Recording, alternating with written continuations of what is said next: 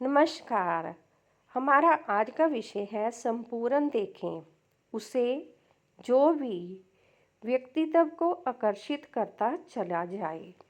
संपूर्ण देखना व्यक्ति के व्यक्तित्व को ही नहीं बल्कि उसके जीवन को निखारते चला जा रहा होता है। जैसे मिसाल के तौर पर संपूर्ण देखना हम आपको बताते हैं कि खोट निकालने वाले खोट ही निकालेंगे, चाहे आप कुछ उनकी मर्जी के अनुसार कर रहे हो या फिर आप अपनी मर्जी के अनुसार कर रहे हो। वैसे ही खूबियाँ देखने वाले खूबियाँ ही देखेंगे, चाहे आप कुछ उनकी मर्जी के अनुसार कर रहे हो चाहे आप अपनी मर्जी के अनुसार कर रहे हो। ऐसा देखना एक तरफा देखना होता है, क्योंकि कमियां देखने वाले सिर्फ कमियां ही देखते चले जा रहे हैं, जबकि खूबियां देखने वाले सिर्फ खूबियां ही देखते चले जा रहे होते हैं। देखना तो ऐसा होना चाहिए कि व्यक्ति चाहे किसी के लिए भी कर्म कर रहा हो, जो खोट है वह भी दिखे, जो खूबी है वह भी दिखाई देती चली जाए। संपूर्ण देखना इसे ही कहते हैं कि हर तरफ से हर तरह का देखा जाए। जीवन लक्ष्य का खेल भी बहुत निराला होता है। जो इसमें विजयी होने के इरादे लेकर आया होता है ना, उसे कुदरत ऐसे चुनौतीपूर्ण वातावरण में पेश करती है कि व्यक्ति के लिए वह खेल खेलना कोई आसान कार्य नहीं रहता, क्योंकि व्यक्ति को अनुकूलित वातावरण मिलता ही नहीं है। मतलब व्यक्ति के लिए पूरा जीवन एक चुनौती बन जाता है।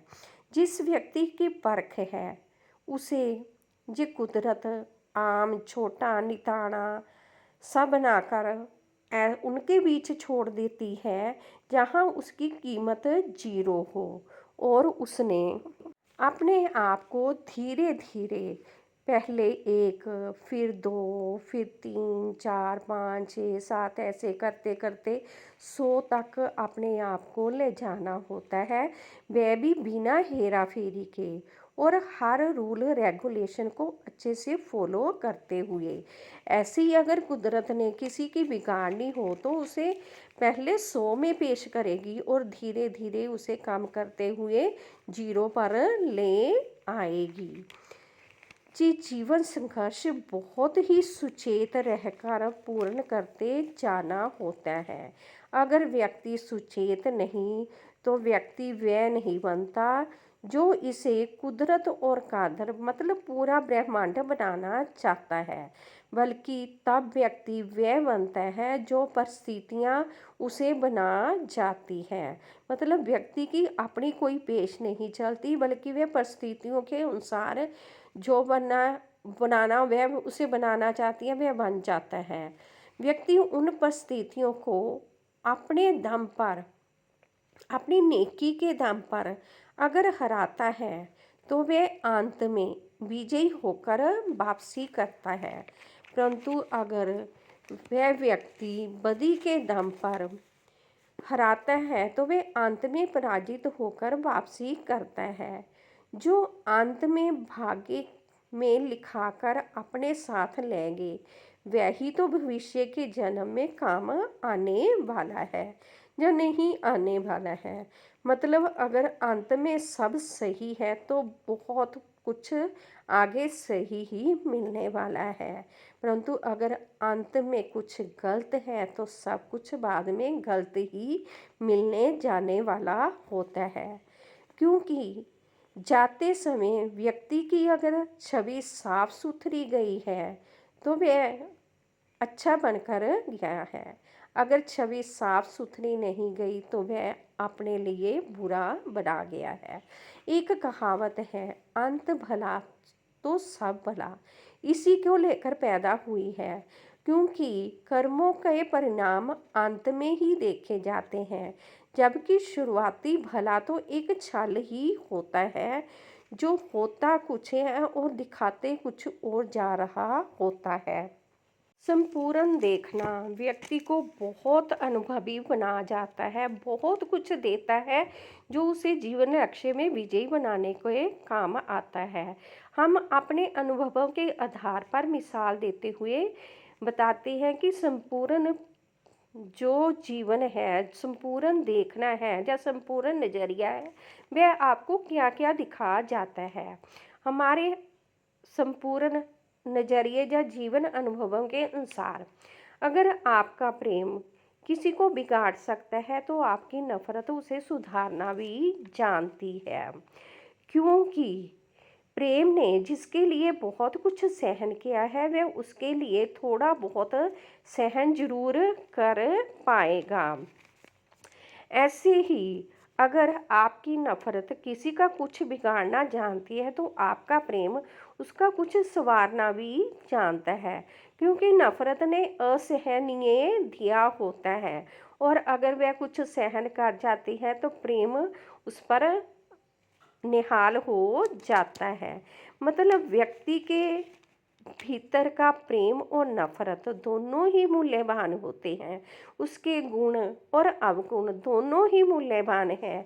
जीवन का हर अच्छा बुरा, हर छोटा बड़ा, हर ऊपर नीचे, हर आसपास, हर इधर उधर जो मर्जी हो, वह सब का सब चाहे कीमती दिखाई दे चाहे ना दिखाई दे, परंतु वह मूल्यवान ही होता है, क्योंकि जो हमारे जीवन ने हमें दिया है वह हो ही नहीं सकता कि हमारे लिए मूल्यवान ना हो। अगर व्यक्ति आजमाने की कोशिश करे तो उसे ये सब कुछ जरूर दिखाई देगा। मिसाल के तौर पर हम कहते हैं कि किसी के लिए किसी का बुरा ना करें, भला चाहे कर जाए, क्योंकि अच्छे के बदले में अच्छा प्राप्त हो तो अच्छा लगता है। वह चाहे अपने लिए किया हो चाहे किसी के लिए किया हो। ऐसे ही बुरे के बदले में जब बुरा मिलता है, गलत मिलता है, तो ये अपने कर्मों के बदले में अगर मिला है तो व्यक्ति सहजता से उसे स्वीकार कर लेता है, सहन कर लेता है। परंतु जब किसी के लिए किया हो और उसे बुरा या गलत मिला हो तो वह व्यक्ति उस दूसरे व्यक्ति को दोषी कहते जा रहा होता है। जब उस पर किसी ना किसी तरह से भारू हो रहा होता है, हावी हो रहा होता है, जब और कुछ ना हो तो भावनाओं में बहकर बहुत कुछ ऐसा बोल जाता है कि अपनी बिगाड़ जाता है। जबकि अच्छा करना या बुरा करने का निर्णय तो व्यक्ति ने अपना लिया होता है। वह चाहता तो किसी के लिए बुरा ना करता, अपने आप को रोक लेता। वह उस व्यक्ति को दोषी साबित कर ही नहीं सकता जिसका उसने अपनी मर्जी से कुछ किया है। असल में अंधे प्रेम के, अंधे विश्वास के सभी निर्णय ही ऐसे नहीं होते, बल्कि अंध अविश्वास और अंधी नफरत के निर्णय भी ऐसे ही होते हैं जो व्यक्ति को बाद में शर्मसार करते चले जाएं, क्योंकि प्रेम अपने होश को टिकाने में कस कर रखता है, कस में कर रख कर कार्य करते जा रहा होता है। जबकि नफरत दूसरों के होश ठिकाने लगाने के कार्य करते जा रही है, जबकि दोनों ही गलत कार्य हैं। होश तो उस सीमा रेखा पर होने चाहिए जो ऐसे कर्म कराए कि भूतकाल के किए कर्म को वर्तमान में या भविष्य में शर्मिंदा ना करा पाए। मतलब जो भी कर्म किया जाए, विश्वास को आगे रखा जाए कि इस कर्म के बदले में हमें क्या मिल सकता है।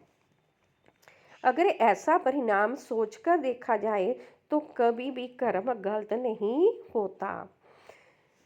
कुछ रख कर भूल जाएं या कुछ खो जाए, उसे तब तक ढूंढते चले जाना होता है जब तक वे हाथ ना लगे, क्योंकि वे कीमती है इसलिए ढूंढ रहे हैं।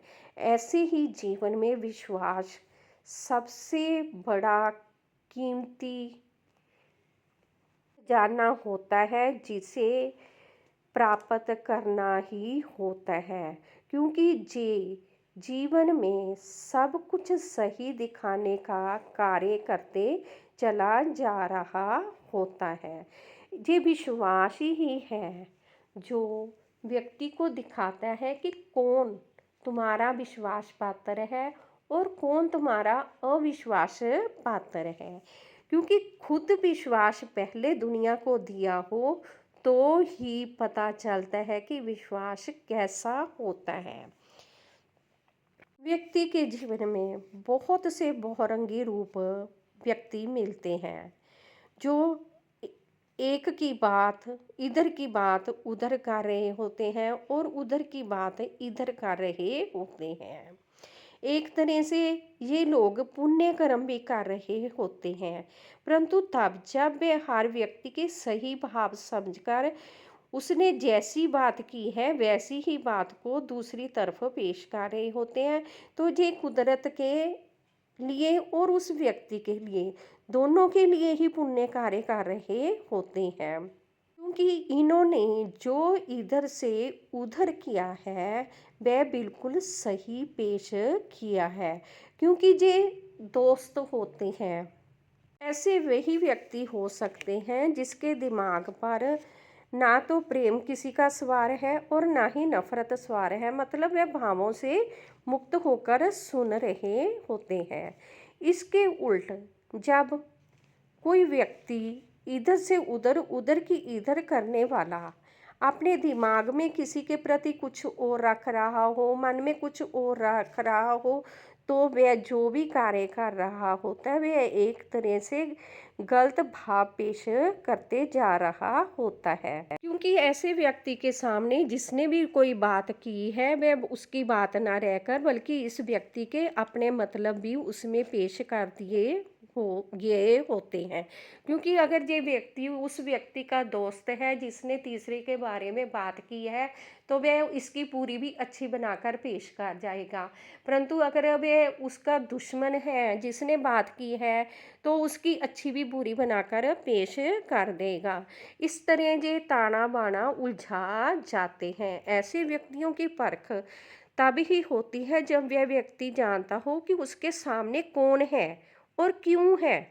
संपूर्ण देखना ही ऐसी बातों पर गौर करता है कि जिसके सामने वह बात कर रहा है वह कौन है, क्यों है, क्योंकि ये बात का क्या क्या क्या बना देगा, आगे इसका असर क्या हो जाने वाला है, जी वह समझता है। क्योंकि ऐसे लोग अगर मैले हैं तो पता ही नहीं चलने देंगे कि इन्होंने क्या किया है। साफ है, स्पष्ट है तो साफ कहते मिलेंगे कि जो बात हुई थी वही हमने आगे कर दी, जो सज़ा देनी है दे दीजिए।